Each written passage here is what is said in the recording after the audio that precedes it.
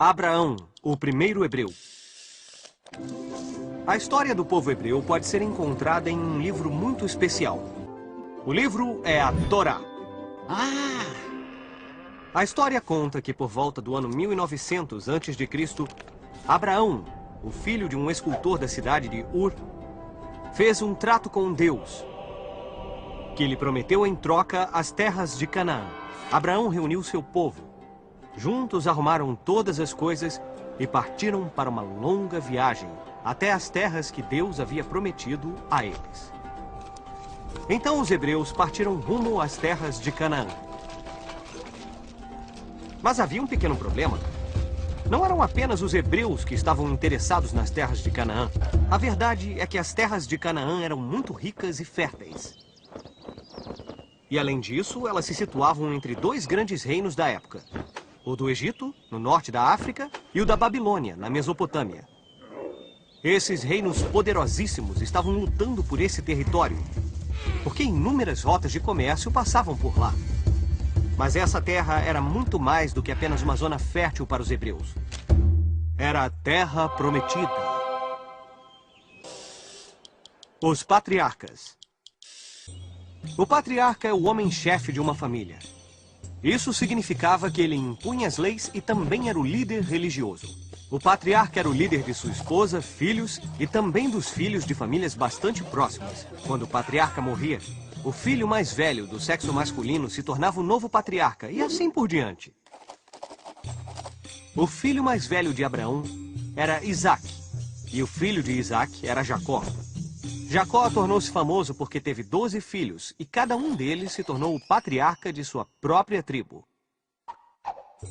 Essas foram as 12 tribos de origem da nação de Israel. Atualmente, diz-se que o povo de Israel é descendente dessas tribos. O cativeiro no Egito. Um novo faraó havia sido eleito no Egito. E ele não era como o outro. Ele temia e desprezava os hebreus. Por isso os escravizou e os maltratou terrivelmente. Acredita-se que a escravidão no Egito durou cerca de 200 anos. Um dia, nasceu um homem que se tornaria um grande líder. Um verdadeiro herói. Esse homem se chamava Moisés. Moisés libertou os hebreus da escravidão. Seu povo deixou o Egito e passou os 40 anos seguintes vagando pelo deserto. Durante esse período, Moisés subiu ao topo do Monte Sinai, onde Deus lhe deu os 10 mandamentos. Esses mandamentos eram como um código de conduta que as pessoas deveriam seguir. Os hebreus protegiam os mandamentos na Arca da Aliança e os transportaram através do deserto. Eles acreditavam que os longos anos de peregrinação foram um teste que Deus lhes deu antes de permitir o regresso à terra prometida de Canaã. Vamos usar a nossa bússola do tempo para saber mais sobre outros códigos de conduta nos tempos antigos.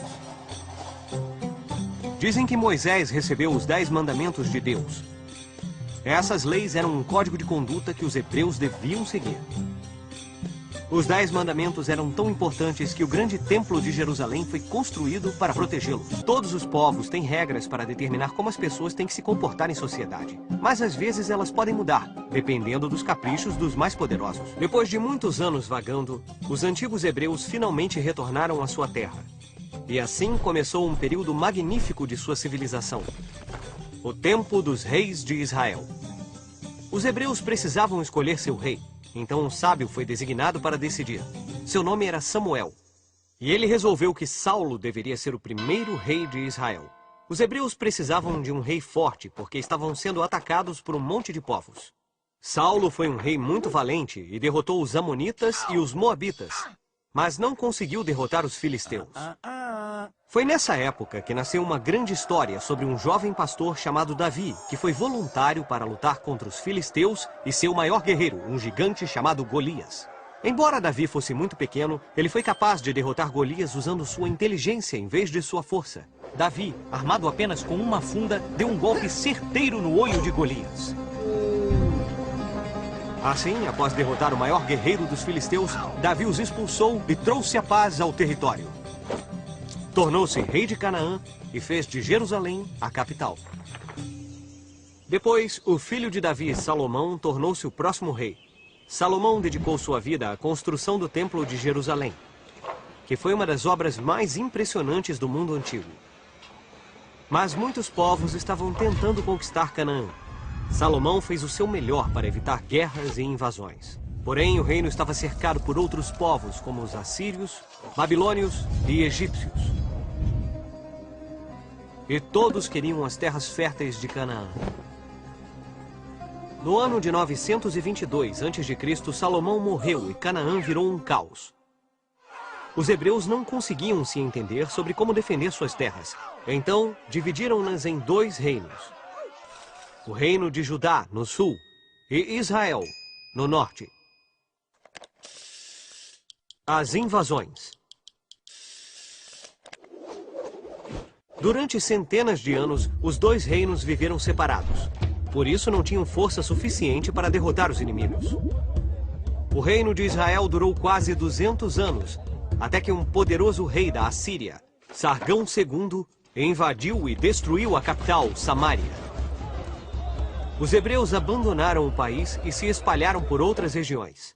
O reino de Judá durou mais tempo, até que um rei da Babilônia, Nabucodonosor II, invadiu a cidade santa de Jerusalém. Ele destruiu o templo construído por Salomão e expulsou todo o povo para a Babilônia.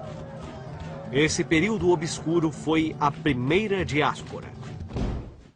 Durante esses anos, as disputas entre os antigos hebreus dos 2 reinos foram esquecidas, e todos os descendentes de Abraão passaram a ser chamados de povo judeu. Mas tiveram que esperar mais 50 anos, até o ano de 539 a.C., para que os cidadãos de Judá capturados fossem libertados pelos persas. Os judeus voltaram para a cidade santa de Jerusalém, onde reconstituíram o famoso templo construído por Salomão. Todas as dificuldades que tinham superado tornaram suas convicções ainda mais fortes, e gradualmente eles foram se isolando dos outros povos. Eles escreveram muitas histórias de seu passado e os mandamentos santos de sua religião. Essas histórias e ensinamentos foram reunidos em um livro chamado Torá.